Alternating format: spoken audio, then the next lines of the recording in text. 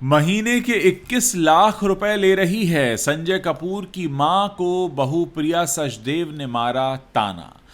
फिर विवादों में आर्यन खान, फैंस को दिखाया मिडिल फिंगर। मुझे फिल्मों में एक प्रॉप की तरह इस्तेमाल किया जा रहा है। शहनाज गिल का छल का दर्द, बताया क्यों पंजाबी फिल्मों में लगाया अपना पैसा। फिल्म धुरंधर की रिलीज के बीच पेड मार्केटिंग पर भड़की यामी गौतम, कहा पैसे ना दो तो नेगेटिव ही लिखते हैं, मैं कुछ नहीं कहूंगी। विजय देवरकोंडा संग शादी की खबरों पर रश्मिका मंदाना का बड़ा बयान। खबरों में आगे बताएंगे आपको।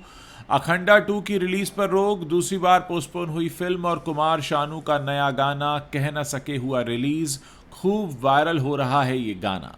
नमस्कार दोस्तों, आप देखना शुरू कर चुके हैं Bollywood top 10 headlines of the day. तो चलिए अब इन्हीं खबरों को आपके सामने हम विस्तार से रखते हैं। करिश्मा कपूर के पूर्व पति संजय कपूर की करोड़ों की संपत्ति और वसीयत को लेकर छिड़ा हुआ विवाद अब और तीखा होता जा रहा है।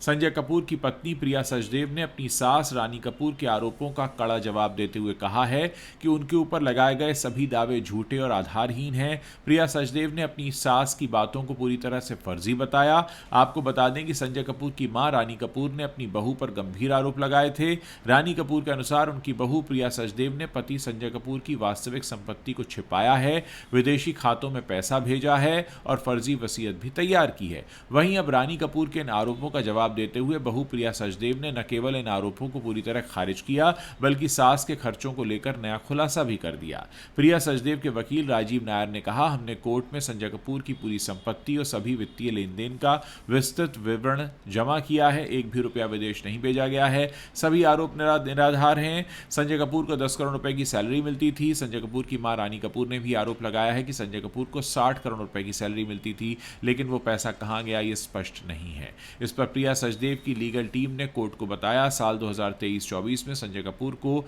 AIPL में डायरेक्टर रहते हुए 10 करोड़ रुपए की सैलरी मिलती थी।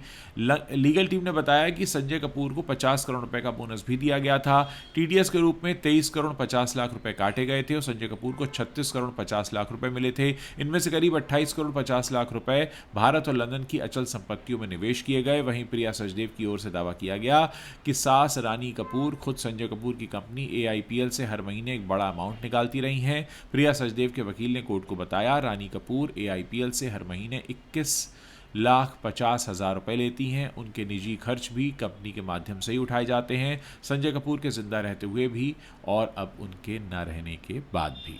शाहरुख खान के बेटे आर्यन खान ने Netflix series the bats of Bollywood से डायरेक्टोरियल डेब्यू किया था, जिसकी खूब सराहना हुई। लेकिन 1 दिसंबर को बेंगलुरु में एक इवेंट ने उन्हें एक बार फिर से सुर्खियों में ला दिया।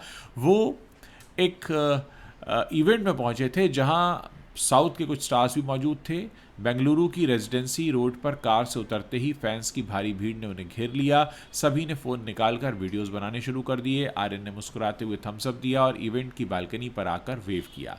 हालांकि एक छोटी सी क्लिप ने अब एक विवाद खड़ा कर दिया है। वीडियो में आर्यन को भीड़ की ओर मिडिल फिंगर दिखाते हुए रिकॉर्ड किया गया है। ये रील इंस्टाग्राम और एक्स पर वायरल हो गई। नेटिजन्स के रिएक्शंस बटे हुए हैं। ये घटना उसी वक्त हुई जब उनकी सीरीज पर समीर वानखेड़े का डिफेमेशन केस चल रहा है। आर्यन का ये पब्लिक अपीयरेंस फैंस के लिए खास है, लेकिन विवाद ने चर्चा बढ़ा दी है। सोशल मीडिया पर आर्यन अब फिर से ट्रोल हो रहे हैं। लेजेंडरी सिंगर कुमार सानू ने अपना नया रोमांटिक गाना कह ना सके रिलीज कर दिया है। ये गाना 26 नवंबर को रिलीज हुआ है और उसमें कुमार सानू की जादुई आवाज़ है। गाने को ऋतु जेड ने कंपोज किया है और लिरिक्स भी काफ़ी इमोशनल हैं। ये गाना यूट्यूब पर है और तेज़ी से वायरल हो रहा है। 8 दिनों में यूट्यूब पर गाने को 7.6 मिलियन से भी ज़्यादा बार देखा जा चुका है। कुमार सानू ने कहा है कि ये एक सोलफुल रोमांटिक ट्रैक है जो दिल को छू लेता है। रिलीज़ के बाद फैंस ने इसे खूब पसंद किया और कॉमेंट्स में पुराने दिनों की यादें भी शेयर की। गाना स्पॉटिफाई पर भी लाइव है। कुमार सानू ने कहा कि ये गाना उन लोगों के लिए है जो अपनी फीलिंग्स को व्यक्त नहीं कर पाते। गाने की म्यूजिक वीडियो में खूबसूरत विजुअल्स हैं जो स्टोरी को सपोर्ट करते हैं। कुल मिलाकर ये गाना एक बार फिर 90 के दशक की याद दिला रहा है।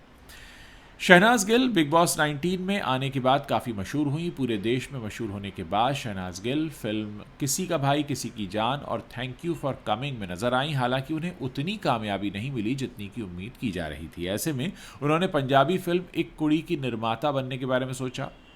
शहनाज गिल हाल ही में बिग बॉस 19 में भी दिखाई दी थी। उन्होंने सलमान खान से कहा कि मेरे ऊपर कोई पैसा नहीं लगा रहा है तो मैंने खुद पर लगा दिया है। अब उन्होंने एक इंटरव्यू में बताया कि उन्होंने अपने प्रोजेक्ट में पैसा क्यों लगाया है।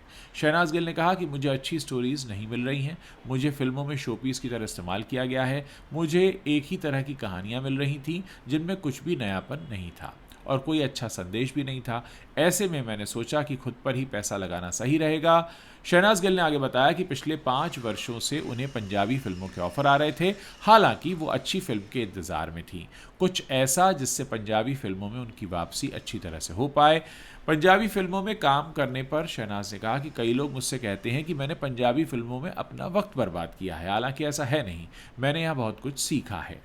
शहनाज ने पंजाबी सिनेमा की तारीफ करते हुए कहा, पंजाबी इंडस्ट्री बहुत बड़ी है, बॉलीवुड फिल्में तब तक नहीं चलती जब तक कि उनमें कोई पंजाबी गाना ना डाला जाए। शहनाज गिल को आखिरी बार पंजाबी फिल्म एक कुड़ी में देखा गया था, वो इस फिल्म की प्रोड्यूसर भी रह चुकी हैं। बॉलीवुड में वो आखिरी बार राजकुमार राव और तृप्ति डिमरी की फिल्म विकी विद्या का वो वाला वीडियो में नजर आई थी।